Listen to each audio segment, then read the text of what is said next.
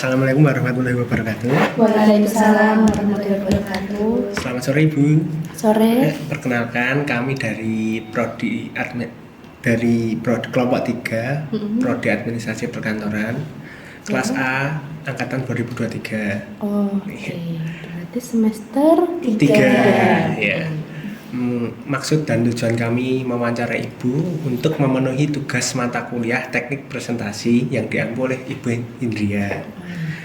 Sebelumnya ada pepatah tak kenal maka tak sayang, maka perkenalkan saya Dimas Arya dan rekan Saya Nadira Syifa. Saya Salsabila Putri. Saya Farnisa Piasti. Saya Zulfa Amalia Dini. Ya, selanjutnya boleh Ibu untuk memperkenalkan diri. Oh iya. Saya Septinindih Aryanisari, dosen akuntansi D4 akuntansi dan home base-nya adalah home base Gunung Kidul. Ya, baik. Di sini kami akan mengajukan 6 pertanyaan tentang Fakultas Vokasi. Langsung saja ke pertanyaan yang pertama. Oke, baik. Terima kasih atas waktunya. Ibu izin bertanya. Apa tantangan terbesar Ibu selama mengajar di UNY atau yang lebih spesifiknya di kampus Gunung Kidul dan Wates? Oke. Tantangannya itu adalah lebih ke jarak ya, karena kan memang Gunung Kidul itu kan jauh dari pusat, kurang lebih kan 1 sampai 1,5 jam. Apalagi ditambah dengan mengajar di Wates. Wates pun juga jaraknya kan juga jauh juga dari pusat. Kalau ditarik itu kan dari Wates sampai Gunung Kidul bisa sampai 2,5 jam ya. Jadi lebih ke fisik, itu kan, ke fisik, kemudian di perjalanan karena kan yang namanya di jalan kan resikonya juga besar. Gitu sih. Sama lebih ke waktu. Karena kan di vokasi jam prakteknya kan lebih banyak. Kan 2 kali ibaratnya yang teori, jadi memang pasti waktunya lebih banyak untuk di kelas gitu ya. Kalau untuk di Gunung Kidul sendiri jadwal mengajarnya dari hari apa aja? Saya kebetulan itu dapatnya di hari Senin. Jadi ada 2 mata kuliah untuk yang semester ini dan itu mulainya siang. Berarti ngajarnya untuk yang semester 5 aja atau 5 dan 3? 5, berarti satunya enggak? Satunya enggak, semester 1 enggak. Sama sebenarnya ini juga sih Mbak, ada bimbingan juga kan. Bimbingan untuk magang tuh PIT PIM sama ini tugas akhir. Iya. Gitu. Oke, mungkin dari saya segitu aja. Mungkin bisa belajar. Setelah itu untuk pertanyaan kedua itu, apakah Ibu merasa keberatan atau ditugaskan untuk mengajar di 2 kampus wilayah yang berbeda? Tidak. Ya, karena memang pas di wawancara waktu dulu proses rekrutmen itu memang sudah ibaratnya kan ditanyakan tentang komitmennya. Jadi memang dulu saya tahunya kan hanya kampus Wates, jujur aja. Dan Gunung Kidul itu kan baru. Nah, tapi setelah ya karena bentuk komitmen gitu ya ada di 2 wilayah tadi, berarti kan saya harus ibaratnya memenuhi gitu komitmen itu sendiri. Ya sebenarnya tidak keberatan, hanya tadi lebih ke fisik aja. Iya. Jadi yang penting Ibu merasa enjoy aja gitu. Awalnya berat ya, jujur berat. Berat itu kan mungkin karena nggak terbiasa ya gitu. Nah tapi kan makin kesini mungkin udah terbiasa dan udah bisa ibaratnya tadi kayak jadwalnya kan bisa dijadikan 1 hari atau 2 hari gitu kan. Kebetulan memang semester ini agak longgar. Kalau semester sebelumnya saya malah mayoritas di Gunung Kidul gitu kan, 2 hari gitu full. Tapi ya karena udah berat di awal, jadi ketika itu udah terlewati, jadi rasanya lebih ringan. Kalau dari saya cukup sih Bu, nanti ke teman saya. Oke, pertanyaan dari saya Bu. Apa perbedaan terbesar yang Ibu lihat di antara lulusan dengan gelar sarjana terapan dan lulusan dengan gelar sarjana? Oke. Sebenarnya lebih ke ininya ya, prospek kedepannya ya. Kalau misalnya saya lihat, ini pendapat saya pribadi gitu. Kalau misalnya untuk yang sarjana itu kan keilmuannya yang lebih tinggi, karena kan dia memang belajarnya teori. Mungkin untuk dia menjadi akademisi atau misalnya dia lanjut ke S2 itu akan lebih paham untuk teori. Tapi kedepannya kan yang dibutuhkan memang langsung ke dunia kerja, skill. Sedangkan potensi lulusan sarjana terapan artinya adalah bagaimana dia bisa menerapkan. Artinya nggak sekedar hanya tahu ilmunya, tapi langsung bisa menerapkan. Jadi harapannya lulusan sarjana terapan itu orangnya lebih kreatif gitu ya, dan lebih ibaratnya lebih bisa kayak adaptasi gitu, terutama nanti di lingkungan kerja. Jadi perbedaannya ya tadi jelas ibaratnya untuk kedepannya tuh bagaimana. Itu dari saya. Selanjutnya, sebelum mengajar di program studi akuntansi Fakultas Vokasi UNY, apakah Ibu pernah mengajar di universitas lain atau fakultas lain, Bu? Belum. Oh, Ya, jadi ini memang pengalaman pertama saya mengajar.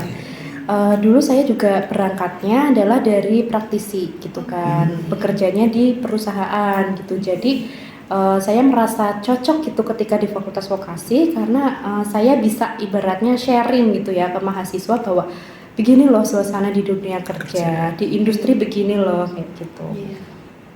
Untuk pengalaman yang berkesan dari Ibu mengajar di vokasi ini apa ya, Bu? Pengalaman yang berkesan karena banyak sekali ya, ibaratnya kayak hal-hal yang harusnya saya bisa syukuri gitu kan, yang nggak didapatkan oleh mohon maaf misalnya dosen di fakultas lain, karena memang di sini kan kita praktek, lebih banyak praktek, otomatis akan lebih banyak berinteraksi dengan mahasiswa. Jadi antara hubungan dosen sama mahasiswa itu bisa lebih akrab, bisa lebih intens, bisa lebih ibaratnya apa ya, friendly gitu loh. Gitu. Jadi itu kan kayak lebih ibaratnya lebih mengena di hati. Kalau misalnya saya mengajar teori kemudian selesai itu kan agak membosankan gitu ya, seperti ada jarak gitu. Tapi kalau banyak prakteknya, banyak ibaratnya terapannya, itu kan lebih enak untuk interaksi. Pengalamannya lebih di situ sih. Selanjutnya, menurut Ibu sebagai dosen yang mengajar di prodi akuntansi ini, apakah prospek kerja untuk urusan pendidikan vokasi ini sudah memenuhi kebutuhan tenaga kerja khususnya di Indonesia? Oke, kalau saya bilang belum sepenuhnya sebenarnya ya, karena masih banyak PR gitu kan. Memang tujuannya adalah untuk memenuhi gitu prospek kedepannya, tapi mungkin karena kita masih fakultas baru, jadi kan beberapa kurikulum itu mirip seperti sarjana kan. Anda kan merasakan gitu, padahal harusnya kalau memang kita sarjana terapan lebih banyak untuk skill kayak gitu. Jadi lebih ibaratnya lebih banyak pelatihan-pelatihan atau kompetensi, itu sertifikasi-sertifikasi itu yang diperbanyak gitu kan. Nah, itu kan jadi PR sebenarnya untuk sarjana terapan gitu. Dan ya mungkin kita belum bisa memenuhi 100% gitu karena kita juga masih dalam proses evaluasi.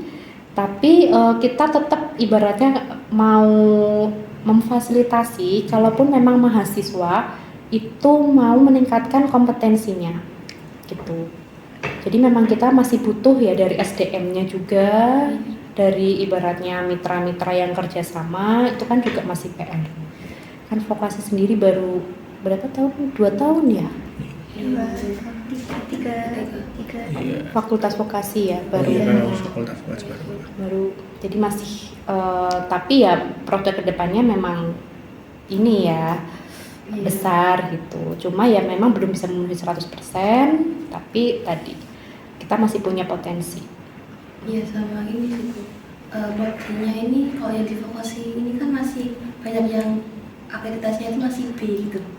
Oh iya. Yang belum baik sekali gitu. Oh iya, karena kita belum ada lulusan Mbak waktu diakreditasi. Jadi defaultnya karena kita kan baru fakultas vokasi, jadi nggak mungkin bisa langsung A. karena kita belum ada lulusan. Nah, yang bikin akreditasi jadi A ya nanti saudara-saudara di sini gitu. Setelah lulus serapan di kerjanya bagaimana? Kalau misalnya banyak yang bekerja di perusahaan yang keren kayak gitu ya, yang bagus, itu kan nanti akan menaikkan akreditasi gitu. Dan ya dimanapun kalau yang baru kayak akreditasi awalnya pasti baik. Iya. Tapi alhamdulillah secara fasilitas ya, walaupun masih ada beberapa kekurangan, tapi kan kita tetap dari tahun ke tahun evaluasi gitu. Jadi nggak usah khawatir kalau misalnya kok akreditasinya B gitu ya, bilang karena kami baru angkatan berarti angkatan kedua ya kalau nggak salah ya, fakultas vokasi. Kalau kakak tingkat kan dulu pas masuk rekrutmen itu ini mahasiswa baru kan FEB, FE gitu. Jadi waktu kita pisah jadi vokasi ya memang semuanya itu B gitu. Tapi nanti setelah ada lulusan, terus nanti kita akan ada akreditasi lagi, insya Allah bisa A gitu. Tergantung ya kerjasama ya, tidak cuma dosennya aja gitu ya, tergantung kerjasama sama kalian juga. Jadi nanti kualitas kalian kan menentukan juga di situ. Baik Ibu, untuk pertanyaan terakhir, bagaimana perasaan Ibu saat mengajar di Fakultas Vokasi, terutama yang Gunung Kidul? Apakah merasa senang? Perasaan ya, ini nggak bisa jujur 100% ya, nggak senang terus tiap hari ya, karena kan kadang-kadang mahasiswa juga ada yang bikin jengkel gitu ya. Kalian juga sama kan, masuk kelas kan ya nggak selalu kayak happy aku masuk kelas ya. Kadang-kadang kan juga ada tugas atau apa gitu. Jadi ya memang kalau ditanya perasaannya gimana ya tadi tergantung kondisi ya. Tapi sekali lagi karena memang itu sudah bentuk komitmen gitu, jadi saya berusaha untuk apapun yang terjadi di dalam kelas ya harus bisa memberikan senyum sama selalu berusaha untuk ikhlas kayak gitu. Baik Bu, untuk apakah Ibu berkenan untuk memberikan closing statement atau kata-kata atau motivasi gitu? Motivasinya apa? Ya gitu ya, motivasinya ya tadi kita harus bisa, ini kan kita statusnya adalah UNJ itu kan PTNBH, artinya kan kita berarti dipercaya bisa menjadi salah satu perguruan tinggi yang unggul gitu kan. Memang ruhnya UNY adalah Fakultas Pendidikan. Fakultas Pendidikan maaf, bukan pendidikan tapi berawal dari pendidikan kan, dari Fakultas Pendidikan terus ibaratnya ruhnya adalah pendidikan gitu. Tapi kita harus bisa membuktikan bahwa walaupun kita bukan jurusannya pendidikan, kita adalah terapan, tapi kita juga bisa memberikan kualitas kayak gitu ya, bisa memberikan output yang nggak kalah dari universitas yang lain gitu ya, universitas yang ibaratnya terbaik di Indonesia gitu. Nah tentunya kan itu nggak ibaratnya nggak dari dosennya aja, tapi juga dari mahasiswa. Makanya sebagai mahasiswa tadi manfaatkan kalau misalnya ada kesempatan-kesempatan gitu ya, peningkatan kompetensi gitu. Terus kemudian di kelas pun walaupun kita ibaratnya mungkin secara teori itu nggak seperti S1, tapi kita bisa buat karya ilmiah gitu kan, yang ibaratnya itu juga bisa memberikan kontribusi ke ilmu pengetahuan gitu. Jadi yaitu kita sama-sama mesti bisa kerjasama gitu kan, supaya membranding ibaratnya bahwa vokasi itu lulusannya hebat-hebat. Baik, terima kasih Ibu atas waktunya karena sudah menyempatkan untuk diwawancarai. Bila ada salah kata atau perbuatan kami mohon maaf. Wassalamualaikum warahmatullahi wabarakatuh. Waalaikumsalam warahmatullahi wabarakatuh.